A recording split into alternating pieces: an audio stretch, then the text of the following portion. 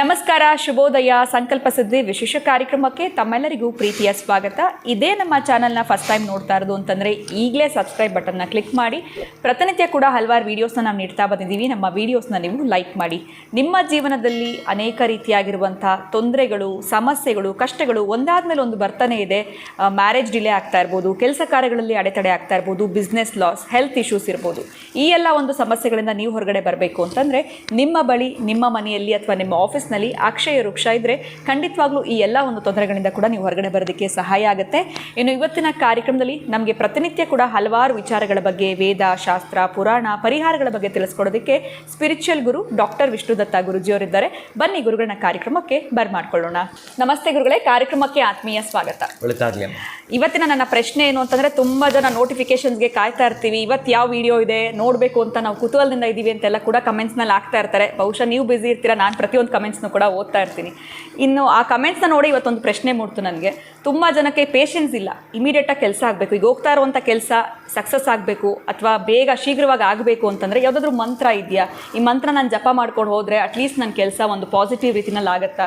ಈ ರೀತಿಯೆಲ್ಲ ಆಲೋಚನೆಗಳು ಮಾಡ್ತಿರ್ತಾರೆ. ಸೊ ಇದೇ ರೀತಿ ಯಾವುದಾದ್ರು ಸಕ್ಸಸ್ ಮಂತ್ರ ಇದೆಯಾ ನಮ್ಮ ಕೆಲಸ ಬೇಗ ಆಗಬೇಕು ಅಂತಂದರೆ? ಏನು ಹೇಳ್ತೀರಾ ಗುರುಗಳು? ಓಂ ವಿಶ್ವಸ್ಮೈ ನಮಃ. ಪ್ರೀತಿಯ ಬಂಧುಗಳೇ, ಮಂತ್ರ ಸಾಧಕರಿಗೆ, ವಿದ್ಯೆ ಎಂಬುದು ಸಾಧಕನ ಸೊತ್ತೇ ಹೊರತು ಸೋಮಾರಿಗಳ ಸೊತ್ತಲ್ಲ ಅಂತ ನಾನು ಎಷ್ಟೋ ಬಾರಿ ಹೇಳಿರ್ತೀನೇನೋ. ಬಹುಶಃ ಅದನ್ನು ಸಾಧನಾ ಮೂರ್ಖವಾಗಿ 1-2 ದಿನ 3 ದಿನ ಮಾಡೋದಲ್ಲ. ಅದು ಆ್ಯಕ್ಚುಲಿ ಅದು ಜೀವಮಾನ ಪರ್ಯಂತ ನೀವು ಅಳವಡಿಸ್ಕೋಬೇಕಾಗಿರೋವಂಥದ್ದು. ಮೊನ್ನೆ ಯಾರೋ ಒಬ್ಬರು ನನಗೆ, ಬಹುಶಃ ನೀವೀಗ ಏನು ಕಾಮೆಂಟ್ ಅಂತ ಹೇಳಿದ್ರು, ನನಗೆ ತಿಳಿಸಿದ್ರು ಯಾರೋ ಒಬ್ಬರು, ಏನೋ ದಿನಕ್ಕೊಂದು ನೀವು ಅದು ಹೇಳ್ತಿರ್ತೀರಿ, ಇದು ಹೇಳ್ತಿರ್ತೀರಿ ಅಂತ, ಏನೋ ಅದನ್ನು ಮಾರಾಟ ಮಾಡೋಕ್ಕೆ ಏನೋ ಒಂದು ಹೇಳ್ತಿರ್ತೀರಿ ಅಂತ ಯಾರೋ ಸಂಪತ್ ಕುಮಾರ್ ಅಂತ ಬಹುಶಃ ಹೆಸರು ನನಗೆ ನಮ್ಮ ಹುಡುಗ ಹೇಳ್ದ, ಹಾಕಿದ್ರು ಅಂತ ಏನೋ ಅಂದರು. ಏನೋ ಒಂದು ಹೇಳ್ತಿರ್ತೀರಿ ಅಂತ, ಬೆಳಗ್ಗೆ ಬರ್ತೀರಿ ಏನೋ ಒಂದು ಹೇಳ್ತೀರಿ, ಸಂಜೆ ಬರ್ತೀರಿ ಏನೋ ಒಂದು ಹೇಳ್ತೀರಿ. ಆಮೇಲೆ ಅವತ್ತು ಬಹುಶಃ ನಂಗೆ ಒಂದು 2 ಡೇಸ್ ಬ್ಯಾಕ್ ಅನ್ಕೋತೀನಿ, ಒಂದು ಕರೆ ಬರುತ್ತೆ ನನಗೆ ಒಬ್ಬಾಕೆಯಿಂದ. ಸ್ವಾಮೀಜಿ, ನೀವು ಯಾವುದೋ ಒಂದು ಸ್ಟೋರಿ ಹೇಳಿದ್ರಿ, ಆ ಸ್ಟೋರಿ ಯಾವಾಗಲೂ ಅಷ್ಟೇ ನಮ್ಮ ಯಜಮಾನರು ಹೋಗಿ ಕುಡಿದು ಬರ್ತಾಯಿದ್ರು. ಯಾವಾಗಲೂ ಕುಡಿದು ಬರ್ತಾಯಿದ್ರು, ಮನೆಗೆ ರಗಡೆ ಗಲಾಟೆ ಆಗುವಂಥದ್ದು. ನಾವಾಗಿರ್ಬೋದು, ನಮ್ಮ ಮಕ್ಕಳಾಗಿರಬಹುದು. ತುಂಬ ಹೇಳಿದ್ವಿ, ಪ್ರಯೋಜನಕ್ಕೆ ಬರಲಿಲ್ಲ. ನೀವೊಂದು ಬಾರಿ ಈ ಭೋಜರಾಜನ ಕತೆ ಹೇಳಿದ್ರಿ. ಆ ಭೋಜರಾಜ ಹೋಗಿ ಕಾಳಿದಾಸ ಹೋಗಿ ಅಲ್ಲಿ ಏನು ತಗೊಳ್ತಿದ್ದ, ಅದನ್ನು ಕುಡಿದಿದ್ದೇನೆ ಅಂತ ಏನು ಹೇಳ್ತಿದ್ದ, ಆ ಸ್ಟೋರಿನಲ್ಲಿ ಇದೆ ಅದು. ಅದನ್ನು ನೋಡಿದ ಮಗ ಆ ಅಪ್ಪನಿಗೆ ಹಾಗೆ ಮಾಡಿದ್ನಂತೆ. ಅಪ್ಪ ಯಾವ ಬಾರ್ಗೆ ಹೋಗ್ತಿದ್ನೋ ಮಗ ಅಪ್ಪ ಬರ್ ಮನೆ ಬಾರ್ ಹತ್ರ ಇದ್ದಂತೆ. ಅಪ್ಪನಿಗೆ ಆಶ್ಚರ್ಯ ಆಗ್ಬಿಡ್ತು. ಅವನು ಕಾಲೇಜ್ಗೆ ಹೋಗೋ ಹುಡುಗ ಅಲ್ಲಿ ಇಲ್ಲಿ ತನಕ ಅವನು ಆ ಥರದವನಲ್ಲ, ಅಂತಹ ವ್ಯಕ್ತಿನೂ ಅಲ್ಲ. ನನ್ನ ಮಗ ಅಷ್ಟು, ಸ್ವಾಮೀಜಿ, ಅಷ್ಟು ಪ್ಯೂರ್, ಅಷ್ಟು ಒಳ್ಳೆ ಹುಡುಗ ನನ್ನ ಮಗ. ಆದರೂ ಅವರ ಅಂದರೆ ತಂದೆ ಹೋದ ಕೂಡಲೇ ಮಗ ಅಲ್ಲಿ ಭಾರತ ನೋಡಿ ಆಶ್ಚರ್ಯಚಕಿತನಾಗಿ ಅರ್ಜೆಂಟ್ ಮಗನ್ನ ಗಾಡಿಯಲ್ಲಿ ಕೂರಿಸ್ಕೊಂಡು ಮನೆಗೆ ಬರ್ತಾರೆ. ಅಪ್ಪ, ಯಾಕಪ್ಪ ನೀನು ಕುಡಿತಿಲ್ಲ, ನಾನು ಯಾಕೆ ಕುಡಿಬಾರ್ದು? ನಾನು ಕುಡಿದ್ರೆ ಏನಾಗುತ್ತೆ ನಿನಗೆ? ನೀನು ಕುಡಿಬಾರ್ದು, ಈ ನೀತಿಕತೆ ಬೇಡ, ನೀನು ಕುಡಿಬೋದು, ನಾನು ಯಾಕೆ ಕುಡಿಬಾರ್ದು ಅಂತ ಈ ವಾದಗಳು ಬೆಳೆದು ರಾತ್ರಿ 8 ಗಂಟೆ 8:15 ಪ್ರಮಾಣ ಮಾಡಿದ್ರಂತೆ. ಆಯ್ತಪ್ಪ, ಇನ್ಮೇಲೆ ನಾನು ಕುಡಿಯಲ್ಲ ಅಂತ ಪ್ರಮಾಣ ಮಾಡಿದ್ರಂತೆ.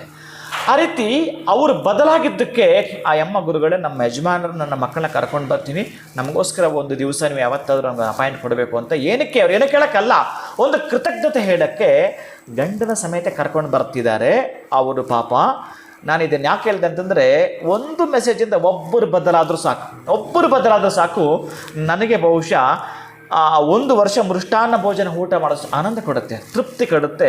ಎಲ್ಲೋ ಒಂದು ಕಡೆ ಒಬ್ಬರು ಬದಲಾದರೆ ಅಂತಹ ಆಪತ್ತು ವಿಪತ್ತುಗಳು ಆ ಕಾಮೆಂಟ್ ಹಾಕಿದ ಸಂಪತ್ತಿಗೆ ಬರದೇ ಇರಲಿ ಅನ್ಕೋತೀನಿ. ಮತ್ತು ನಾನು ಇನ್ನೇನು ಉದ್ವೇಗ ಮಾತಾಡ್ತಕ್ಕಂಥದ್ದು ಸಮಂಜಸವಲ್ಲ. ಒಬ್ಬರು ಬದಲಾದ ಸಾಕಣಯ್ಯ, ಜೀವನ ಸಾರ್ಥಕ ಆಗುತ್ತೆ. ನಿನಗೆಲ್ಲ ಸಾಧ್ಯ ಆದರೆ ಅದನ್ನು ಮಾಡು. ನಾನು ಯಾವುದನ್ನಾಗಲಿ ಮತ್ತೊಂದು ಮಾರಾಟ ಬೇಡವೇ ಬೇಡ. ನಾನು ಮೊದಲೇ ಹೇಳ್ತೀನಿ, ಪ್ರೀತಿಯಿಂದ ಸಾಧ್ಯ ಆದರೆ. ಹಂಗೂ ನೀವು ಟೀಕೆ ಮಾಡೋದಾದರೆ ಇನ್ನೇನು ಉಳಿದಿದೆ? ಇನ್ನು ಅದೇ ಹೇಳ್ತಾರಲ್ಲ, ಈ ರಸ್ತೆಯಲ್ಲಿ ಆನೆ ನಡೆದರೆ ಗತ್ತು, ಈ ರಸ್ತೆಯಲ್ಲಿ ಆನೆ ನಡೆದರೆ ಗತ್ತು, ಆಡು ನಡೆದರೆ ಏನು ಕಿಮ್ಮತ್ತು ಅಂತ. ಏನು ಕಿಮ್ಮತ್ತು? ನೀವೇನು ಟೀಕೆ ಮಾಡಿಕೊಂಡ್ರು ಕಾರ್ಯರೂಪದಲ್ಲಿ ತೋರಿಸ್ತಾರೆ ಮೋದಿ. ಈ ಪ್ರಪಂಚ ಹಾಗೆ. ಅದಕ್ಕೆ ಎಲ್ಲಿ ಒಳ್ಳೆಯದಿರುತ್ತೋ ಅದಕ್ಕೆ ನಿಮ್ಮಂಥ ಕೆಟ್ಟವರು ಕೆಲವರು ಇರ್ತಾರೆ, ಏನು ಮಾಡೋಕ್ಕಾಗಲ್ಲ ನಿಮ್ಮನ್ನು. ಅದಕ್ಕೆ ನಿಮಗೆ ಆ ತೊಂದರೆ ಬರುವ ಮುನ್ನ ನಿಮಗೆ ಯಾವತ್ತೋ ಮುಂದಿನ ಆ ತೊಂದರೆ ಸಿಲುಕಾಕೊಂಡು ವಿಲಿ ಅಂತ ಒದ್ದಾಟ ಮಾಡಿಯೇ ತೀರ್ತೀರಿ. ಅದು ಬರಬಾರ್ದು ಅನ್ನೋದಾದರೆ ಮತ್ತೂ ಕೂಡ ನೀವು ಸಾರಿ ಕೇಳಿದ್ರೆ ಡಿಲೀಟ್, ಅಲ್ಲಿ ಕ್ಲಿಯರ್ ಲೆಕ್ಕ ಚುಪ್ತಾ. ಇಲ್ಲ ಅಂತಂದರೆ ಏನು ಮಾಡಲಿಕ್ಕೆ ಸಾಧ್ಯವಿಲ್ಲ. ವಿಷ ಕುಡಿದದ್ದು ನೀವು, ಹಾಗಾಗಿ ಇನ್ನೊಬ್ಬರನ್ನ ನೀವು ಸಾಯಿರ ಅಂತಂದಲಿಕ್ಕೆ ನೀವ್ಯಾರು? ಅವ್ರು ಸಾಯ್ಲಿಕ್ಕೆ ಸಾಧ್ಯವೇ ಇಲ್ಲ ಕೂಡ. ವಿಷ ಕುಡಿದಿದ್ದು ನೀವು. ಹಾಗಾಗಿ ನಿಮ್ಮ ಮನಸ್ಸಲ್ಲಿ ಕೆಟ್ಟದೇ ಮೂಡ್ತು ಅಂತಂದರೆ ಅಲ್ಲಿ ಡಿಲೀಟ್ ಮಾಡಿ ಪಕ್ಕಕ್ಕೆ ಟರ್ನ್ ಆಗಿಬಿಡಿ. ಒಳ್ಳೆ ಮಾತನ್ನು ಹೇಳ್ತಿರ್ತೀನಿ ನಾನು.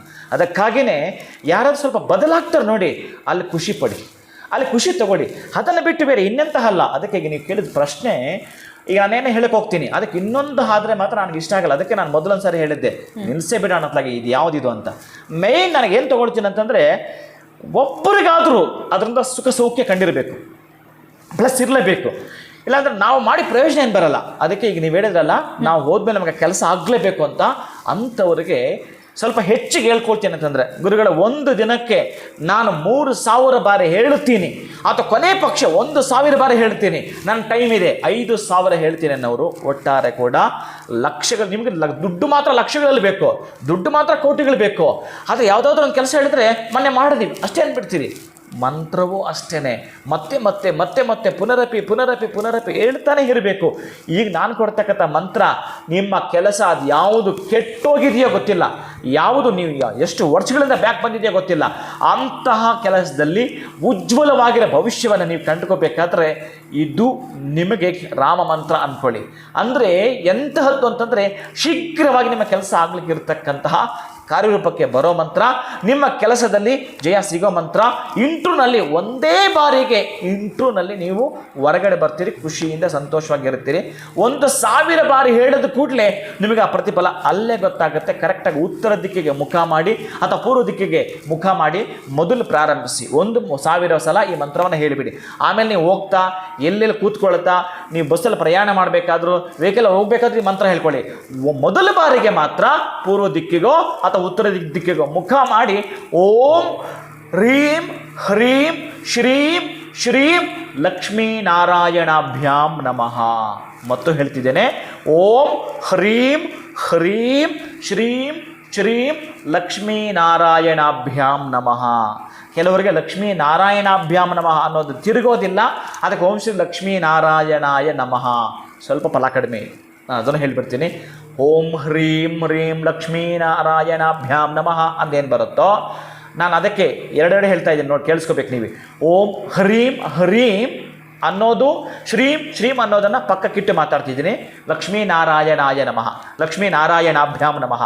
ಇಲ್ಲಿ ನೀವು ಹೇಗೆ ಹೊತ್ತಬೇಕು, ಅದು ಏಕವಚನ, ಇದು ಬಹುವಚನ. ಅದಕ್ಕಾಗಿಯೇ ನೀವು ಹೆಚ್ಚಿನ ಪ್ರತಿಫಲವನ್ನು ಅಪೇಕ್ಷೆ ಪಡೋದೇ ಆದರೆ ಓಂ ಹ್ರೀಂ ಹ್ರೀಂ ಶ್ರೀಂ ಶ್ರೀಂ ಲಕ್ಷ್ಮೀನಾರಾಯಣಾಭ್ಯಾಂ ನಮಃ 1000 ಬಾರಿ ಪಠಿಸಿ.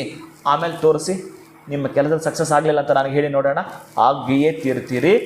ಶುಭಂ ಭೂಯಾತ್.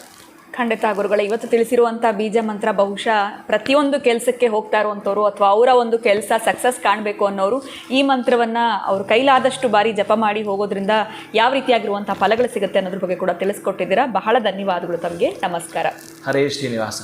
ಇನ್ನು ನಿಮ್ಮ ಕೆಲಸ ಸಕ್ಸಸ್ ಆಗಬೇಕು ಅಂದರೆ ನೀವೇನು ಮಾಡಬೇಕು? ಈಗಷ್ಟೇ ಗುರುಗಳು ತಿಳಿಸಿದ್ರಲ್ಲ, ಈ ಮಂತ್ರವನ್ನು ನೀವು ಜಪ ಮಾಡಬೇಕಾಗತ್ತೆ. ನಿಮ್ಮ ಫ್ರೆಂಡ್ಸ್ಗೂ ಕೂಡ ನೀವು ತಿಳಿಸ್ಕೊಡಿ, ನಿಮ್ಮ ನೇಬರ್ಸ್ಗಾಗಿರ್ಬೋದು, ಅವ್ರಿಗೂ ಕೂಡ ಈ ಮಂತ್ರದಿಂದ ಅನುಕೂಲ ಆಗುತ್ತೆ ಅಂತ ನಾನು ಭಾವಿಸ್ತಾ ಇವತ್ತಿನ ಕಾರ್ಯಕ್ರಮವನ್ನು ಮುಗಿಸುವಂಥ ಸಮಯ ಆಗಿದೆ. ನಮಸ್ಕಾರ.